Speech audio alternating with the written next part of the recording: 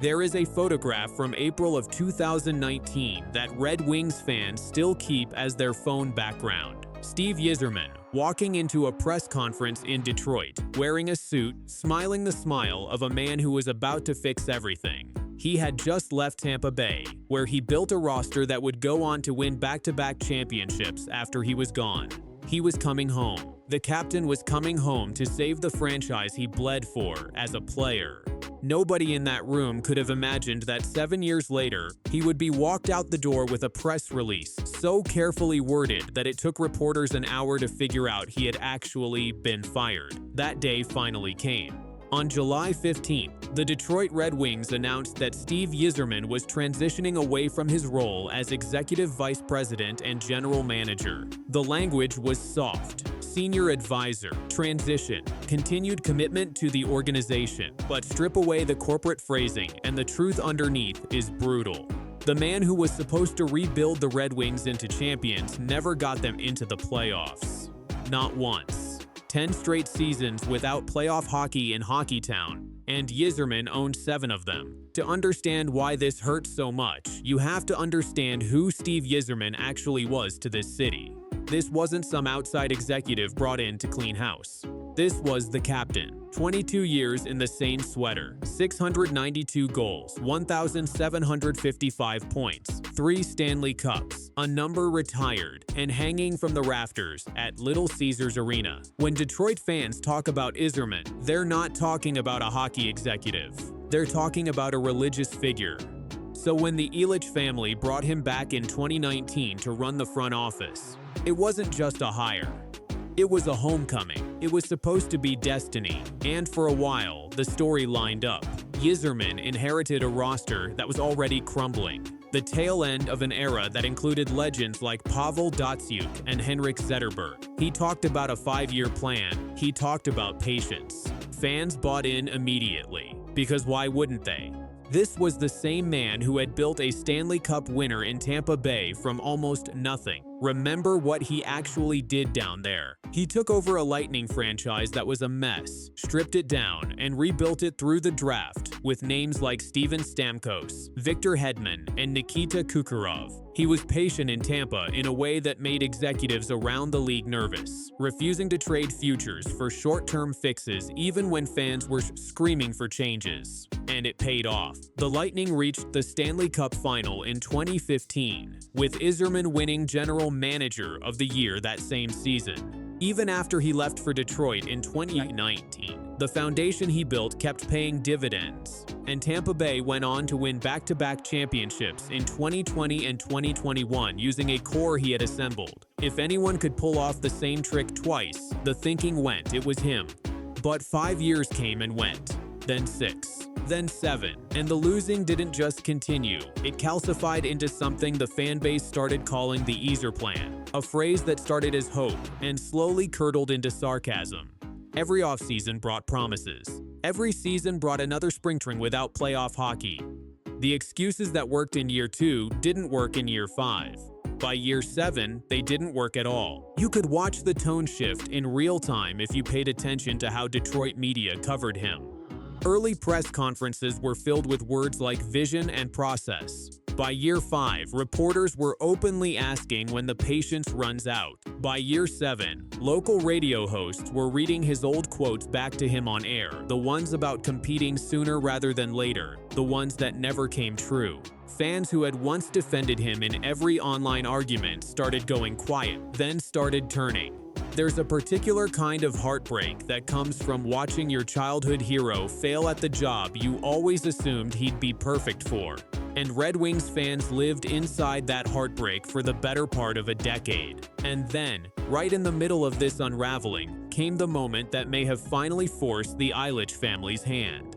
Dylan Larkin, the current captain of the Detroit Red Wings, a homegrown kid who grew up a Red Wings fan and has worn the C on his chest with real pride, asked out. Shortly after this past season ended, Larkin's agent called Yzerman directly. The message was simple: Dylan wants to be traded. A week later, his camp followed up with a short list of teams he'd actually waive his no-trade clause for.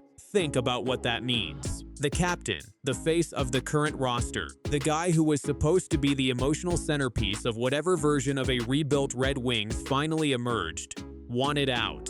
And he wanted out under Yzerman's watch. This is a player with 5 years left on a team-friendly contract worth $8.7 million a year. A contract that looks like an absolute bargain in today's NHL economics. And instead of being the anchor of a turnaround, Larkin became the loudest signal yet that something inside that organization had broken. Yzerman's public response only made things worse. Speaking after the NHL entry draft, he confirmed the trade request but refused to promise anything. He said his job was to do what's best for the Red Wings, and that he couldn't guarantee Larkin's request would be honored. It was the kind of answer that sounds reasonable in a press conference and sounds cold everywhere else. Fans heard a captain begging to leave and a general manager basically shrugging. From there, the trade talks went nowhere fast. Larkin's approved list sat at just a handful of teams. Florida had already made its move elsewhere. Vegas was squeezed against the cap. Minnesota didn't have the assets Detroit wanted. Dallas entered the picture late, but their best offer involved Jason Robertson, a winger tangled up in his own arbitration mess. Weeks turned into months. The market froze completely, and the longer it dragged on, the more it looked like nobody inside the organization actually had a plan to break the standoff.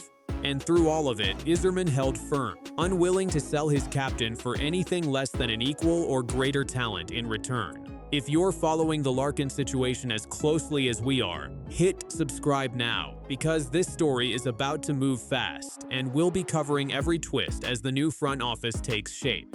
People close to the organization kept repeating the same point. It was never really about the return package. It was about trust. Larkin had grown frustrated with a passive front office, one that talked about competing but never made the aggressive move to actually get there. He had criticized the team's approach at the trade deadline the year before. And Yzerman, a man who built his Tampa Bay champion through patient asset accumulation, was simply not built to panic buy his way into contention. Two philosophies, completely incompatible, sitting inside the same organization. So when the Ilitch family finally pulled the plug on July 15th, the timing told its own story. This wasn't a routine offseason housekeeping move.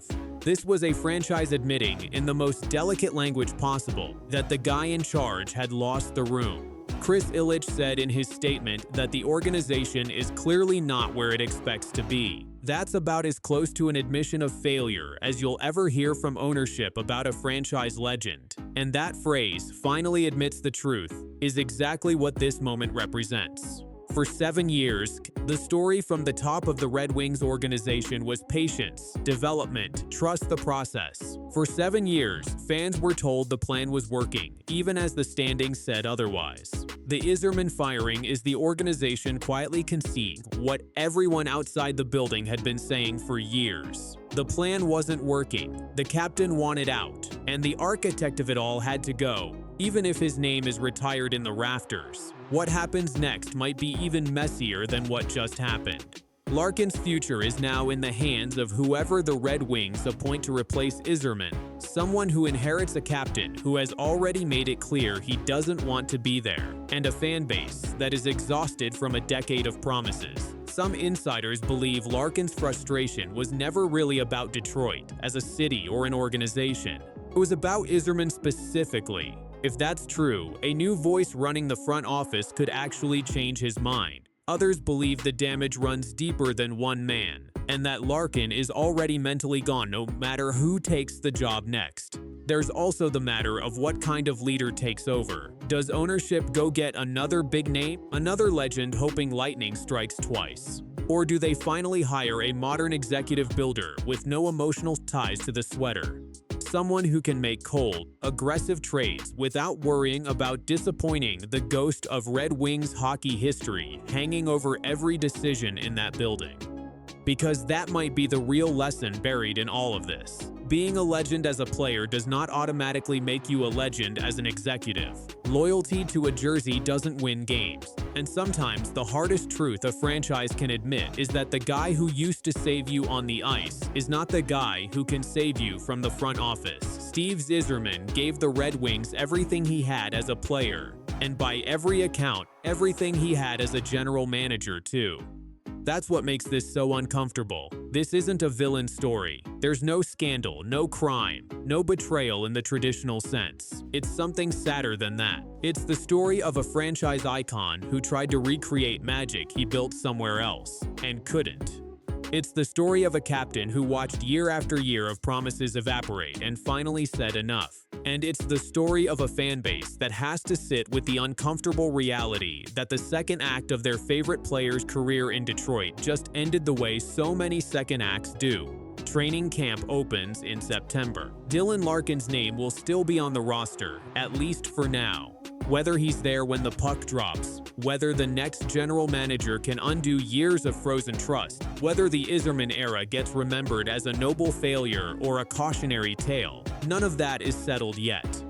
What is settled is this. The Red Wings just admitted, in the most polite corporate language they could find, that 7 years of patience did not work. And in hockey, sometimes the hardest trade a franchise ever has to make isn't a player. It's admitting the man in charge has to go. Whatever comes next, one thing is already certain. The Steve Yzerman era in Detroit is over, and Hockeytown will spend years figuring out exactly what it meant.